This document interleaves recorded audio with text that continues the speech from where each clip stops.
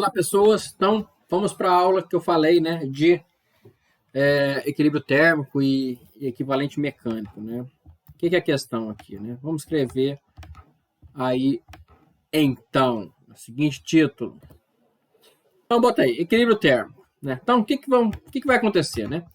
Então, a lei zero da termodinâmica me falava que dois corpos, né, dois ou mais corpos colocados em contato térmico por um tempo suficientemente longo, eles vão ter sempre a mesma temperatura, tá? Então, eu vou usar o nosso conceito de calor que eu defini ali atrás para calcular qual vai ser, né, a temperatura, né, de equilíbrio, né? Basicamente é isso, né? Então, vamos escrever isso aí, né? Desejamos utilizar a lei zero da termodinâmica para determinar, né, a temperatura de equilíbrio, né, de um sistema isolado, tá? Vamos considerar sempre o sistema isolado, ou seja, não vai haver nem entrada, nem retirada de calor, tá? Então isso é muito importante, tá? Então, o que significa o sistema isolado? Significa isso aqui, ó, a soma, isso aqui é um símbolo de soma, de todos os calores. Aí, vou botar aqui melhor. A soma de todos os calores é zero, tá? Então, significa exatamente isso.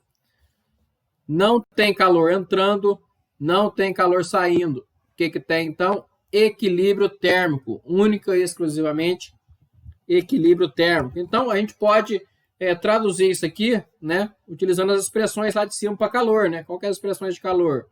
Vamos dar uma olhada ali, tá aqui em cima, né? Essas duas aqui, ó.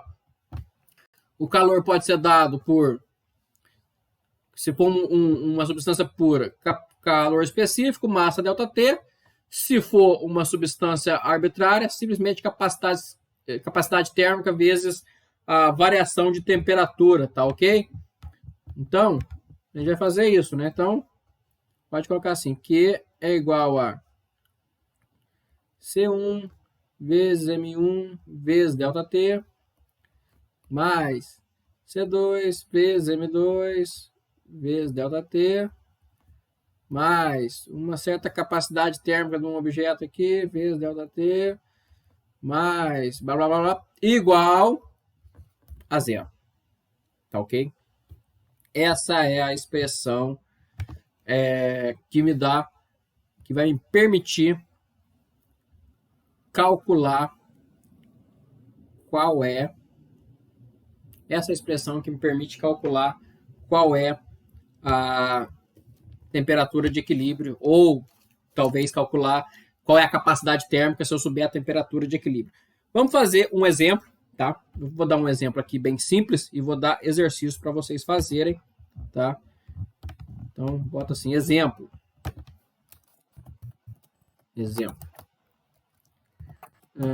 Seja 60 gramas de água a 80 graus Celsius misturada com 30 gramas de água a 10 graus Celsius, né? Dentro de um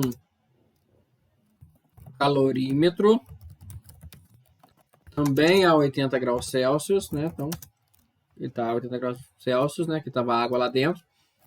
E equivalente à água de, vamos colocar assim, 20 gramas. 20 gramas, na verdade, é a capacidade térmica, né? Mas pode ser 20 gramas. Equivalente à água significa qual é a quantidade de água, qual é a quantidade de água que você pode substituir o calorímetro, né? Então, significa a capacidade térmica do meu calorímetro vale 20 calorias por grau Celsius, né? Mas aqui eu botei 20 gramas de maneira informal, tá beleza? Então, vamos calcular qual vai ser a temperatura de equilíbrio ali, né? Então, não esqueci de falar, né? Mas eu quero saber a temperatura de equilíbrio. Então, qual será a temperatura de equilíbrio, né? Se eu pego um calorímetro, que tem equivalente a água de 20 calorias por grau Celsius, jogo água a 80 graus, 60 gramas de água a 80 graus, fica tudo 80 graus ali. E depois eu boto mais 30 gramas de água ali dentro, só que a 10 graus Celsius. Qual vai ser a minha temperatura de equilíbrio, hein? Então, só usar que a soma dos calores vai ser zero, né? Então, soma dos calores igual a zero. Então, o que eu vou ter? Aqui só tem água, né? Então, eu vou ter o seguinte, o C é sempre 1, então eu tenho a primeira massa, 60, vezes 1 vezes 60, vezes ΔT. Agora, o que é ΔT? É a temperatura final, que é a temperatura de equilíbrio, menos a temperatura inicial, né? E essa primeira água aqui, ó, tá aqui, ó, tava 80 graus, então menos 80. Tá? Beleza? O que mais? Mais. O que eu misturei aqui? 30 gramas de água, então 1 vezes 30, né? Vezes temperatura final, menos a temperatura inicial, 10. O que mais? O calorímetro, que também estava a 80 graus, ele tem um equivalente a água de 20, então, mais 20 vezes TF menos 80, tá? TF menos TI. Isso tudo deve ser igual a zero. Tá beleza? Então é assim que a gente faz o exercício. Agora é só achar o TF aí, né? Então a gente pode cortar algumas coisas aqui, ó, por exemplo, dá para dividir todo mundo por 10, ó. Pronto, né? Já ajuda nossas contas. Então, vou ter o seguinte, 6TF menos 6 vezes 8, 48, 480, mais 3TF menos 30 e mais 2TF menos 2 vezes 80, 160, tá? Isso é igual a zero. Então lá, 6 com 3, 6, 3, 9, com 2, 11. 11 TF é igual a 480, com 30, 510. 510 com 160, 670. Tá ok? Então, o TF é simplesmente eu pegar 670 e dividir por 11. Tá? Quantos que vai dar isso aí? Então, vai dar aproximadamente 61 graus, tá? 61 graus Celsius, aproximadamente, beleza? Esse resultado é bom, né? Eu posso verificar se o resultado pelo menos faz sentido, né? Se eu tenho coisas a 80 graus misturado com coisas a 10 graus, tem que dar um valor entre 80 e 10, né? Então, 60 está entre 80 e 10. Então, é um bom indicador. Segunda coisa que eu posso ver, a massa aqui, 60, é bem maior que a massa de 30 aqui, ó. Na hora tem uma massa de 60 e uma massa de 20. Então, a massa total aqui é 80. 80 é maior que 30. Então, tem que estar mais perto de 80 que de 10. Né? Então, 60, ele satisfaz essas coisas. Então, essa vai ser a minha respostinha. Tá ok? Então, vou dar agora exercício sobre isso, tá? Exercício para vocês fazerem. Então, exercício. Seja 50 gramas de água a 60 graus Celsius num calorímetro com equivalente a água de 30 calorias, né, por grau Celsius. Então, também está, né, naturalmente a 60 graus. Né? O que a gente vai fazer agora? Misturamos nele 150 gramas de prata com calor específico igual a 0,22 caloria grama por grau Celsius, E também... não, também não. 150 gramas de prata com essa capacidade, com esse calor específico a 150 graus Celsius e um elemento X qualquer a 20 graus Celsius com capacidade térmica de 500 calorias por graus Celsius. Tá? Então, é isso, né? Então, qual vai ser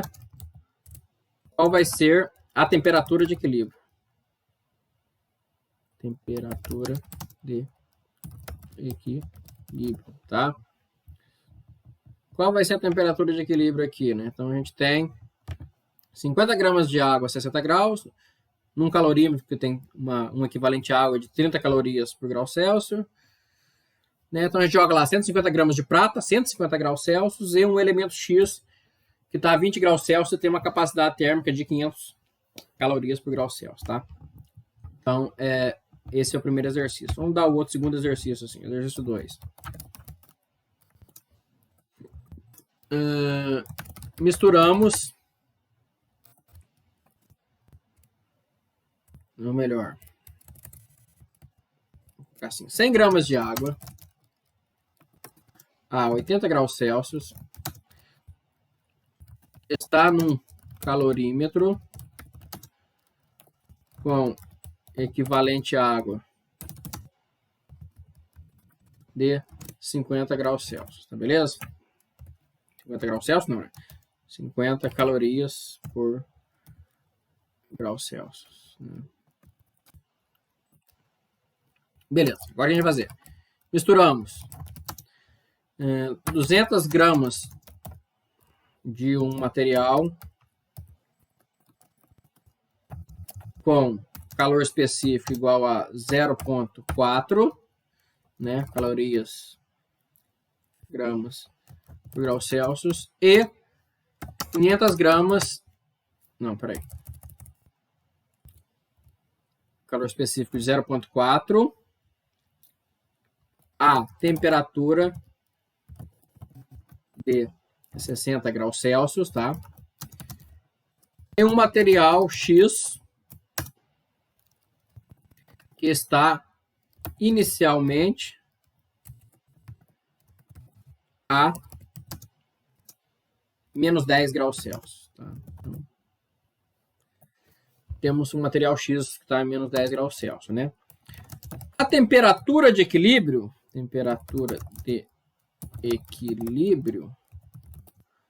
foi de 32 graus Celsius, né? Então, qual é a capacidade térmica deste elemento? Tá? Eu vou botar aqui para vocês poderem copiar no caderno bonitinho e fazer. É só pausar o vídeo aí, tá? Então, esses são os dois exercícios sobre equilíbrio térmico, tá? Beleza? Então, o primeiro exercício é para calcular a temperatura de equilíbrio e o segundo exercício é para você calcular a capacidade térmica desse objeto aí, beleza? Então, isso vai encerrar nossa parte de equilíbrio. Vamos falar agora do equivalente mecânico, tá? Equivalente mecânico da caloria.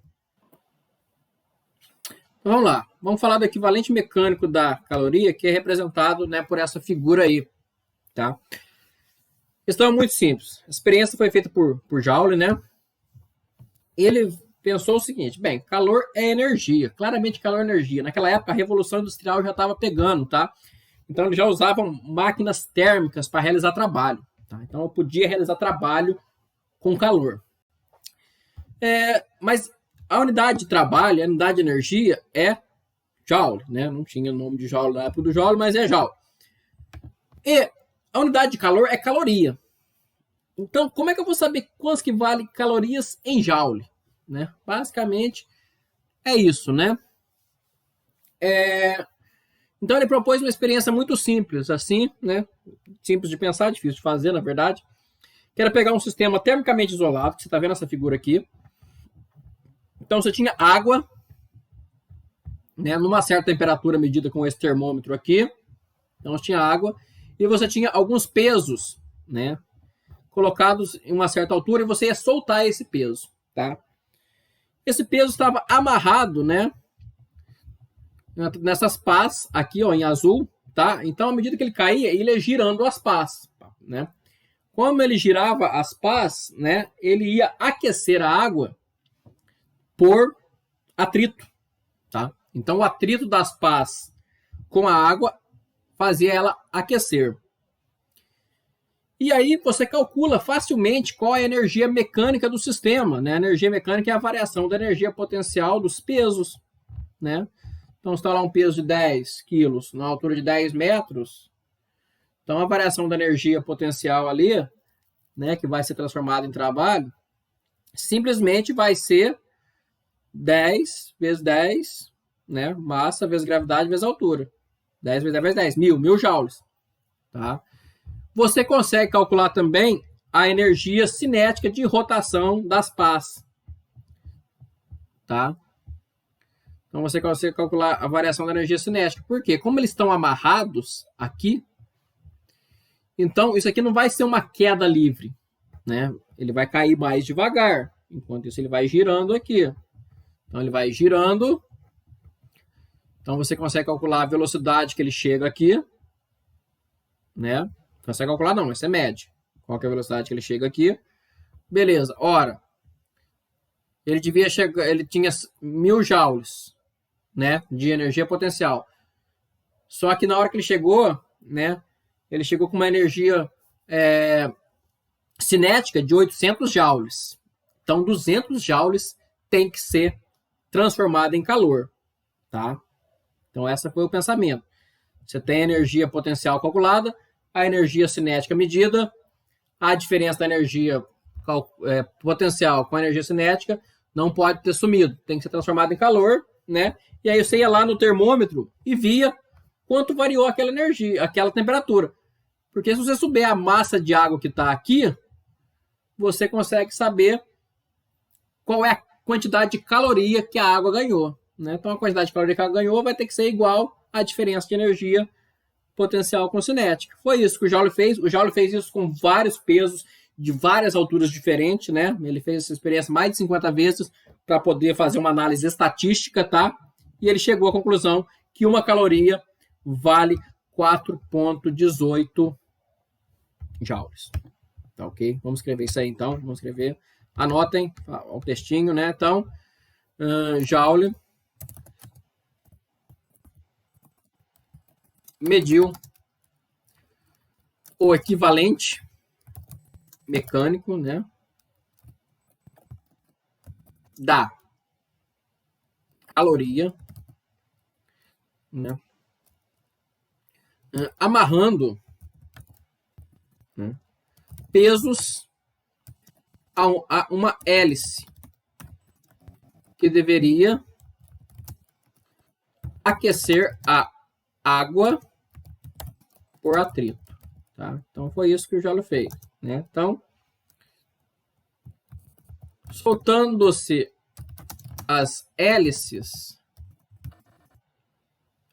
não, né? Soltando-se os pesos e medindo a perda de energia mecânica, né? Ou seja, potencial menos cinética, né? Então, V menos T, né? V energia potencial e T energia cinética. Então, medindo-se, né, a perda de energia mecânica, né? Ele obtém, né? Ele obtém a quantidade de energia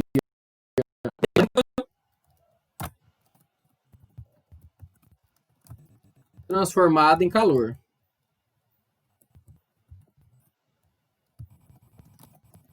Certo? E, medindo-se a variação da temperatura da água, tem-se a quantidade de caloria que foi absorvida. né?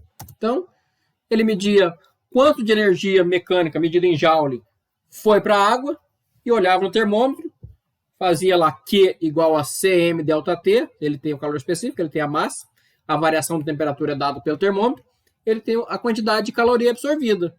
Igualando as duas, temos quanto vale caloria em joule, tá? Então, é isso que ele fez, né? Então, ele obteve, então, que uma caloria... Então, ele obteve que uma caloria vale 4,18 joules, tá?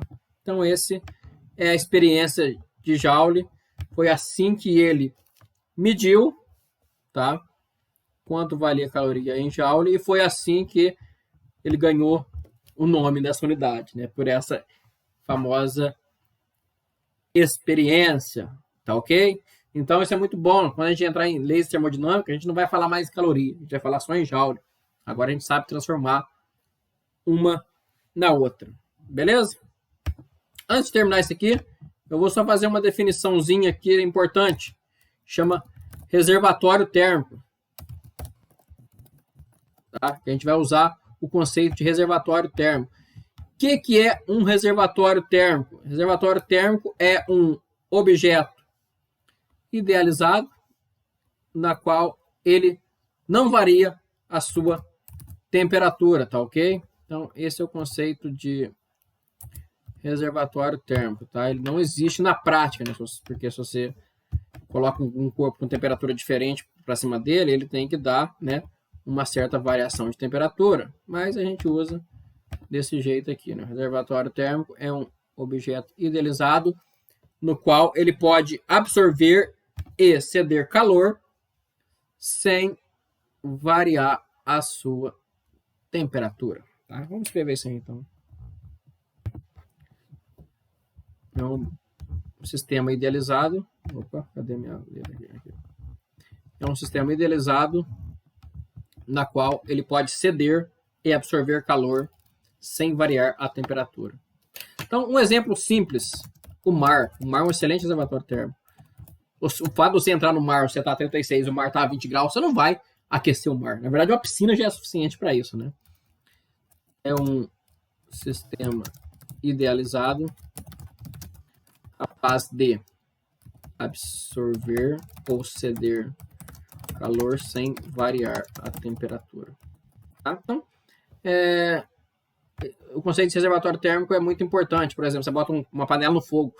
O fato do fogo a panela absorver a temperatura do fogo, ela não vai mudar a temperatura da chama, por exemplo, né? Então, é isso aí, né? Então, essa foi a aula de hoje, né? Próxima aula já é leis da termodinâmica, beleza? Então, nos vemos lá.